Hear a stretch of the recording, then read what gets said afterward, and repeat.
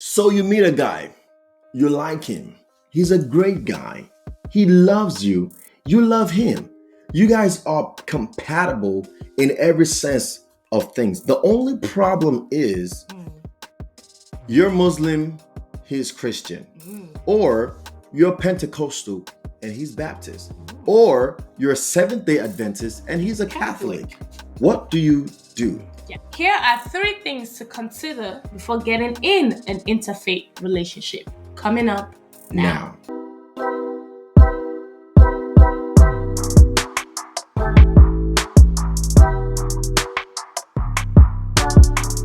Blessings and love. It is always a great day here at Refuge and Fortress. Hello. My name, as you already know, is Emmanuel O. Yeah, and I am Lonnie O. Absolutely. So you met a guy, you like him, he's a cool dude, Right. You're a cool chick, Right. and you know what? It's working. Right. You want to make it work at least, right? But remember, we want to date with a purpose. That means we believe dating should transition into engagement and it should go into a marriage. Long life commitment. Long-term commitment, exactly. If you're not planning on dating for a very long time, you might as well just check out right now. We only have advice for people who are dating with a purpose and who are going into marriage. So if that's you, you're in the right place. Yes. Here are 3 things you should consider before fully committing into an interfaith relationship. Explain what an interfaith relationship is. Right. So interfaith relationship just means you have different faith. Right. You believe in different things. Your view on life is different. Your perspective, the way you see things are different. Your practices are different, right? Your understanding of God is different. The things you worship might be different. The God you worship might be different. But does that affect your love life? Should that affect your love life? Right. And it's really what we want to talk about today. But we don't want to take a specific stand on that, but we do want to give you a few things here to consider and kind of find a way to make peace with before you continue in an interfaith relationship, because it can be a very tricky one. Sometimes your heart is already falling for this person. You already love them. You don't really, maybe you didn't do your due diligence to find out about their religious background or anything like that. And then you've really fallen for this person. And then later on, maybe they took you home and you find out that, wait a minute, you guys are Muslim? It's always a shocking thing. Shocking. Oh my God. You're a Catholic? You're a Catholic? How come I never knew this? And even in Christianity, there are different denominations and different beliefs.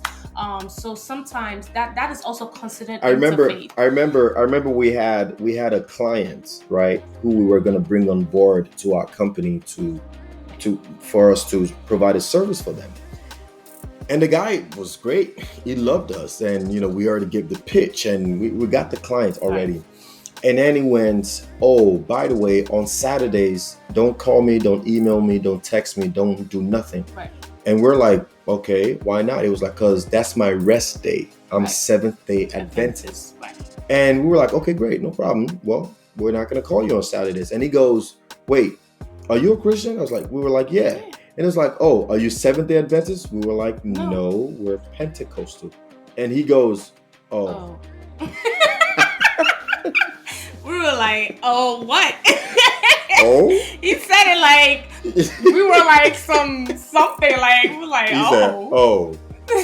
Y'all Pentecostals. I don't know. I was like, what? I'm like, in my mind, I'm thinking, are we about to lose this client over beliefs right now? Oh my Lord. It shows you how important these things are to some people sometimes. Literally, some people would not do business with you unless you're of the same belief, of the same denomination, and everything like that. So anyways, back to you, my sister. You're dating. Oh, my brother, right? Here are 3 things for you to consider before diving too deep into an interfaith relationship, because the plan is that this relationship becomes a marriage, right? So the first thing you want to consider is this: what is their family orientation as far as this is concerned, right? Will you have family clashes? Because when you get married to people, you're not just marrying that individual. Yeah. You're marrying their entire family as well. To an extent, yeah. You know, and they're going to have a say or two in how you raise your children and stuff like that. So you want to figure out a way to kind of find a way to make peace with that. Yeah. If your family is not going to be okay, mixing family with another belief, you want to figure out what to do in that situation. Yeah. If their family, maybe your family is more open-minded. Right. Your family don't care, right? But his or her family are like, no. There are people gotta like that. be Yeah. The same belief, the same culture, the same thing. Yeah. Then that might affect your relationship a little bit, especially if you care what your family thinks. I'm sure there's some people who don't give, you don't care about that. But if you do care about what your family thinks, if you care about what your dad, your mom, your sister, your aunts, your uncles, and stuff like that, if you care about what they think, you definitely want to consider how that's going to affect your union if you do decide to move forward into marriage. Absolutely. The second thing to consider is, how do you navigate your personal lives? When you have somebody with a different belief, with a different custom, with a different practice. For example, I use this as an example. We have used a seven-day Adventist and Pentecostal. 7-day Adventists, they rest on Saturday. I think they also attend services on Saturday as well. Right. That person, okay, it's Saturday, I'm going to my service, I'm going to my this or whatever goes. Sunday comes, you as a Pentecostal go to church on Sunday. You go to your church on Sunday. What a dynamic. It gets a little complicated. Or, okay, maybe you have to do, we use a Muslim, for example. They pray at different times. Ramadan. They have different things that they do. Ramadan, Eid. Do you participate in that, or is that person left in it? Mm-hmm. How do you navigate these things? Those are things you have to consider, because you don't want to get into it and then it starts to become a problem. Yeah. Now the issue is not even just your beliefs. Now you guys have issues in your relationship. Yeah. Because remember, it's long term. This is for life. We're talking about. So you want to consider these things and how you navigate your personal life and your personal beliefs. Right, especially if you both are practicing believers, right? If you both are practicing, maybe you're a practicing Muslim, maybe you're a practicing Christian. Yeah. How do you make peace with that, right? Yeah. How do you make peace with you having to go to church and he having or she having to go to mosque? Right. How do you make peace with you going to church and praying on Sundays, whereas she goes and pray on Fridays at the mosque? How do you make peace with some certain beliefs, certain ways you're supposed to dress in different faith? How do you make peace together with that? And do you both practice each other's faith? Right. Are you both that open-minded? Right. You go to church on Sunday, he's going to church with you. He's going to mosque on Sunday, she's going to mosque with you.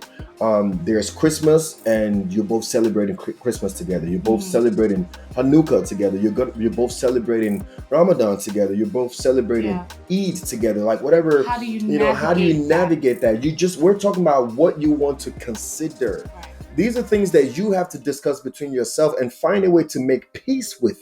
Okay? If you want to move forward, we're just talking about if you're a practicing believer. Yeah. And you're thinking about getting very serious with this person, these are just things for you to consider before going forward. We're just trying to help you think in a different light to say, okay, if this, if that, then what? Then what? What do I do in a situation like that, right? Yeah. So number 3, the third thing that you want to consider in an interfaith relationship, and this is always a big one, but I want to mention that this is if you want to, right? You want to consider how your interfaith, your interbeliefs is going to affect your children, if you're going to have children, right? So this is 2021. Everybody's making a choice. You can decide not to have kids, right?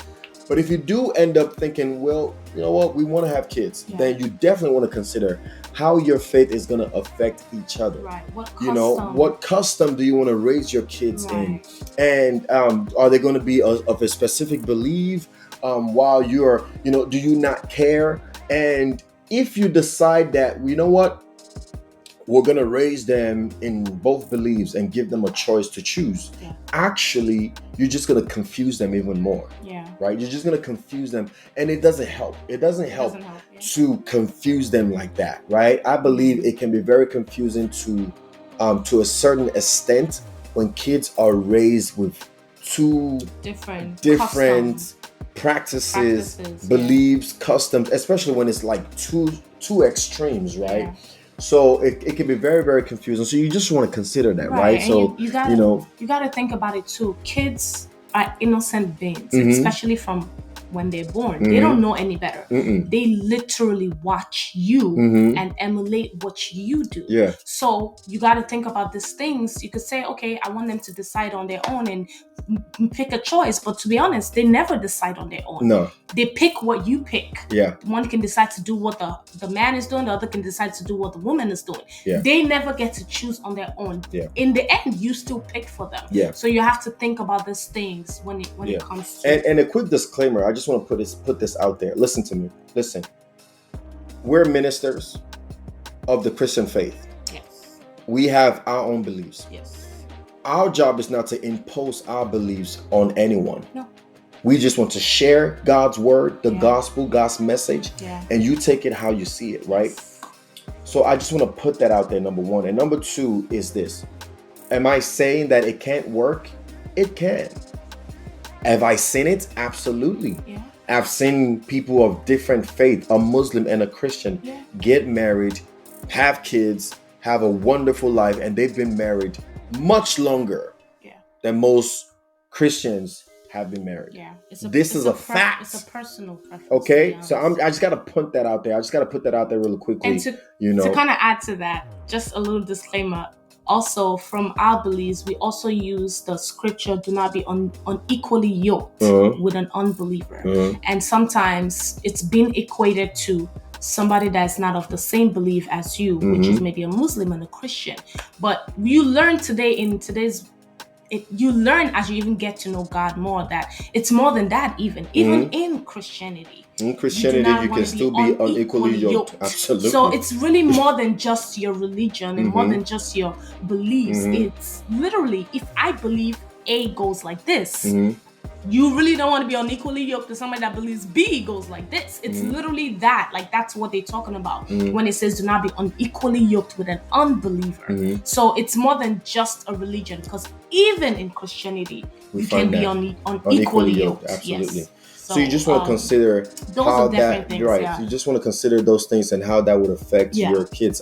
Right. So those are three things that we just want to put on your table, have you discuss, have you think about as you proceed in your relationship. Of course, there are way more things for you to consider, whether or not you're in an interfaith relationship or whatever the case may be. Like, before you get serious, watch some other videos that we've talked about things you should do before committing to a serious relationship with someone. So this one, we're just specifically talking about faith, right? So I think that's about it. And that's all we have for today. We hope we've shared a tip or two to help solidify your kingdom union today.